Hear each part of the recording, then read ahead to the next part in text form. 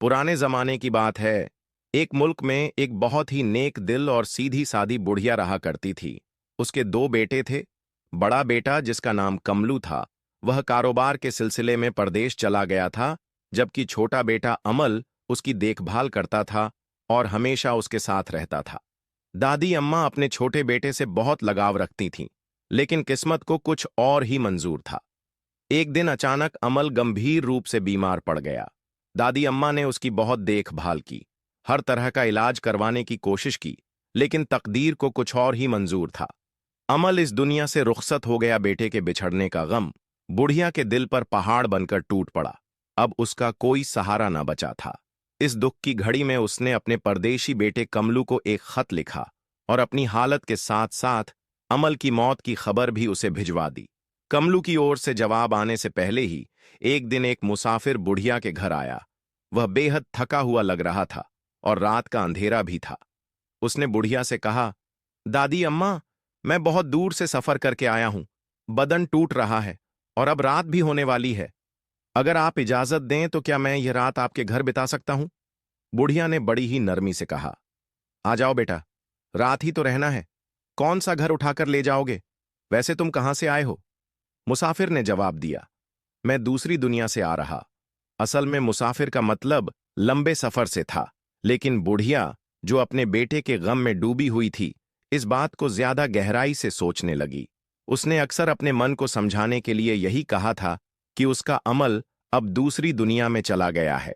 जब मुसाफिर की जुबान से उसने दूसरी दुनिया के शब्द सुने, तो उसे अपने बेटे की याद आ गई। उसकी आंखें भर आईं और वह ठंडी सांस भरते हुए बोली, बेटा, क्या सचमुच तुम दूसरी दुनिया से आ रहे हो? मेरा अमल भी पिछले महीने वहीं चला गया था। क्या तुमने कभी उसे वहां देखा है? मुसाफिर बड़ा चालाक था। उसने फौरन बुढ़िया की सादगी को भांप लिया और बोला, ओह, अमल आपका बेटा है दादी माँ। मैं उसे बहुत अच्छे से जानता हूं। हम दोनों एक ही जगह पर रहते थे। बहुत ही नेक दिल और भला लड़का है। अमल मियां बुढ़िया की आंखें उम्मीद से चमक उठी। वह भावुक होकर पूछने लगी, कैसा है मेरा अमल, वहां क्या करता है? मुसाफिर ने झूठी कहानियां गढ़ते हुए कहा, कुछ खास अच्छा नहीं है दादी माँ। उसे अभी तक कोई ढंग का काम भी नहीं मिला। बेचारा बकरियां चराता है। बुढ़िया के दिल पर जैसे फिर से चोट पड़ गई। वह दुखी होकर बोली, हाय हाय, गजब हो गया। मेरा लाल बकरियां चरा रहा है, वहां भी उसे चैन नसीब नहीं हुआ। मुसाफिर, जो बुढ़िया की मासूमियत से फायदा उठाने के लिए मौके की तलाश में था, उसकी दुखती रग पर और हाथ रखता हुआ बोला, बिल्कुल, अम्मा बेचारे के कपड़े भी फट चुके हैं। उसकी हालत बहुत खराब है। बुढ़िया का दिल यह सुनकर और भर आया। वह बेचैन होकर पूछने लगी, बेटा, तुम कब वापस जाओगे? मुसाफिर ने जवाब दिया, मां जी, परसों मेरी वापसी है। बुढ़िया ने तुरंत कहा, तो फिर मेरा एक काम कर देना बेटा। मेरे पास 40 गज कपड़े का एक थान रखा है। तुम यह थान और इसके साथ ही 50 रुपए नकद भी देती हूं। उसे कह देना कि उसकी मां हमेशा उसके लिए दुआ करती है। बुढ़िया की आंखों में बेटे के लिए प्यार छलक रहा था, लेकिन उसे यह मालूम न था कि वह एक चालाक मुसाफिर के झांसे में आ रही है। मुसाफिर ने बुढ़िया के घर में रात गुजारी और सुबह होते ही बुढ़िया को धोखा देकर उसकी जमा पूंजी लेकर वहां से चलता बना। कुछ ही दिनों बाद उसका बड़ा बेटा कमलू भी परदेश से लौट आया। जैसे ही वह घर पहुंचा, मां बेटे एक दूसरे से लिपटकर खूब रोए और अमल की अचानक मौत पर गहरा अफसोस जताया। कुछ समय बाद जब मां बेटे आपस में बातें कर रहे थे, तो बुढ़िया ने कमलू को एक अजीबो-गरीब वाकया सुनाया। उसने कहा, बेटा, जब तुम यहां नहीं थे तो एक मुसाफिर आया था जो कहता था कि वह दूसरी दुनिया से आ रहा है। उसने बताया कि तुम्हारा भाई अमल भी वहीं रहता है। कमलू हैरानी से सुनता रहा और बुढ़िया आगे कहती रही, अमल वहां बकरियां चरा रहा है। उसके कपड़े भी फट चुके हैं और उसकी हालत बहुत खराब है। यह सुनकर मेरा दिल भर आया। इसलिए मैंने उसे एक थान कपड़ा और 50 नकद रुपए अमल के लिए दे दिए, ताकि वह कुछ आराम से रह सके। बुढ़िया की यह बात सुनकर कमलू चौंक पड़ा। वह अब इतना सीधा साधा नहीं रहा था, क्योंकि परदेश में रहकर उसने दुनिया की हकीकत को अच्छी तरह समझ लिया था। वह तुरंत मां की मासूमियत और उस चालाक मुसाफिर की धोखेबाजी को भांप गया। गहरी सांस लेते हुए वह बोला, अम्मा, क्या वाकई तुमने ऐसा किया? भला दूसरी दुनिया से कोई वापस आता है? कमलू को रह रहकर अपनी मां की सादगी और उस धोखेबाज मुसाफिर की चालाकी पर गुस्सा आ रहा था। वह अपनी मां को भोलापन कहे या बेवकूफी समझ नहीं पा रहा था। कुछ देर सोचने के बाद वह बोला, अच्छा अम्मा, तुम घर पर आराम करो, मुझे एक जरूरी काम से बाहर जाना है।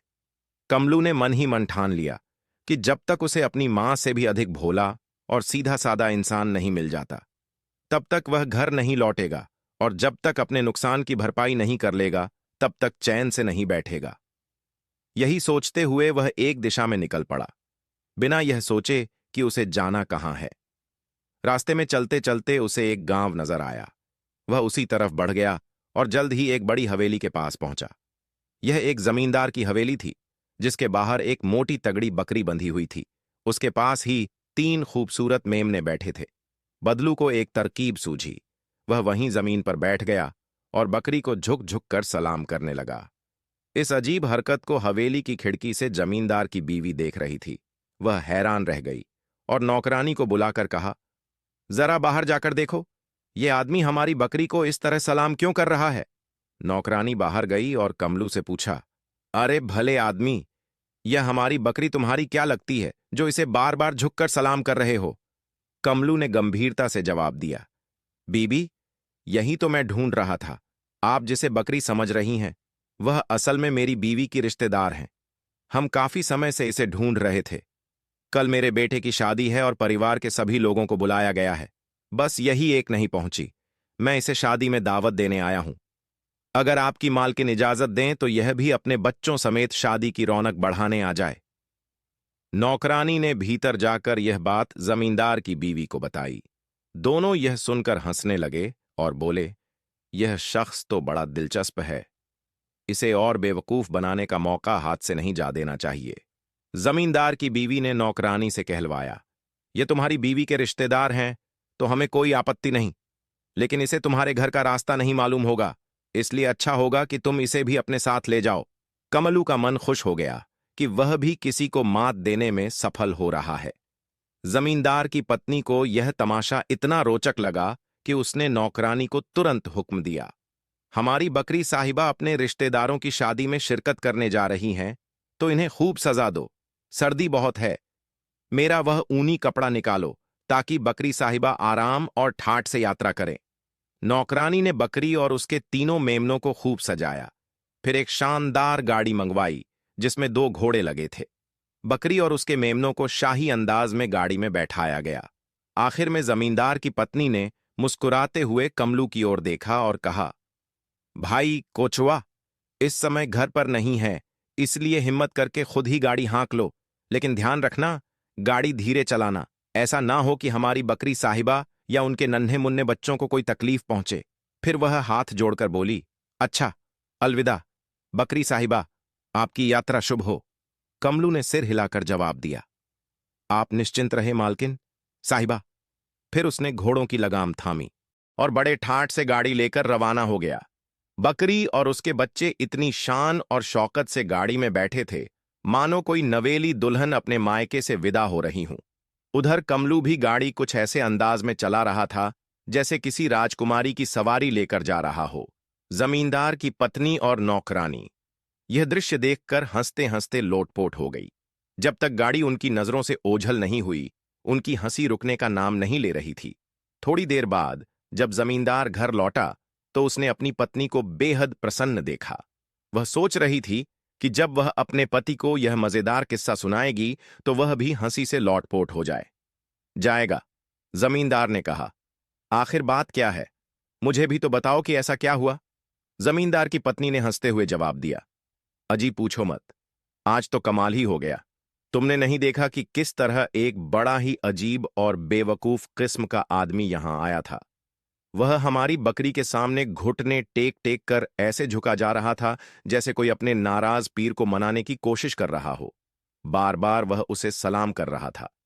जब हमने कारण पूछा तो उसने बताया कि यह बकरी उसकी बीवी की रिश्तेदार है और वह उसे अपने बेटे की शादी में आने का न्योता देने आया है। इतना कहते ही वह फिर से हंसने लगी, लेकिन जमींदार की प्रतिक्रिया उम्मीद के विपरीत थी। वह गुस्से से भड़क उठा और बोला, तो तुमने क्या किया?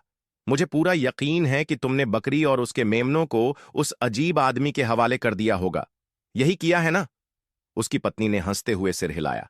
बिल्कुल, बल्कि हमने उसे और ज्यादा बेवकूफ बनाने के लिए बकरी को खूब सजाया और उसे अपना ऊनी कपड़ा भी पहना दिया।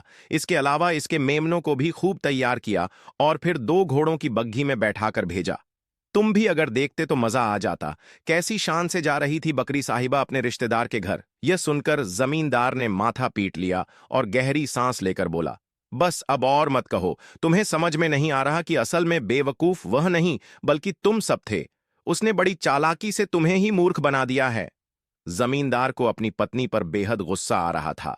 वह तेजी से बोला, किधर गया वह शख्स?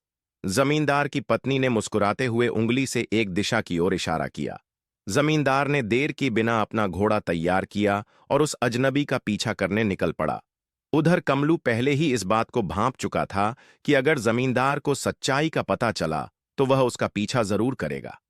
इसलिए उसने पहले से ही एक योजना बना रखी थी। जैसे जैसे उसे यह एहसास हुआ कि कोई उसका पीछा कर रहा है, उसने अपने घोड़ों की दिशा बदल दी और उन्हें एक घने जंगल की ओर मोड़ दिया। जंगल में घुसते ही उसने गाड़ी और घोड़ों को झाड़ियों की ओट में छिपा दिया। फिर खुद जंगल से बाहर आया, अपनी टोपी उतारी और उसे जमीन पर रखकर वहां बैठ गया, जैसे किसी बात की प्रतीक्षा कर रहा हो। इतने में जमींदार भी वहां आ पहुंचा। उसने इधर उधर नजर दौड़ाई और फिर कमलू की ओर देखकर पूछा, ओ भाई, टोपी वाले जरा बताओ, क्या तुमने इस रास्ते से किसी को 2 घोड़ों की गाड़ी में जाते देखा है? कमलू ने बेहद सहजता से सिर हिलाया और बोला, जी हां हुजूर। देखा था, उस गाड़ी में एक बकरी और उसके 3 नन्हे मेमने भी बैठे थे, मगर अब तो उसे गए काफी देर हो चुकी है। जमींदार बेचैनी से बोला, किधर गया वह? मुझे उसे हर हाल में पकड़ना है। कमलू ने सिर खुजाते हुए कहा, हुजूर, क्या आप इस रास्ते को अच्छी तरह जानते हैं? जमींदार ने भौं चढ़ाते हुए कहा, नहीं, लेकिन इससे क्या फर्क पड़ता है? कमलू हल्का मुस्कुराया और जवाब दिया, फर्क पड़ता है सरकार। यह रास्ता बहुत पेचीदा है। यहां जगह जगह संकरे मोड़ आते हैं और एक रास्ते से दूसरा रास्ता निकलता चला जाता है।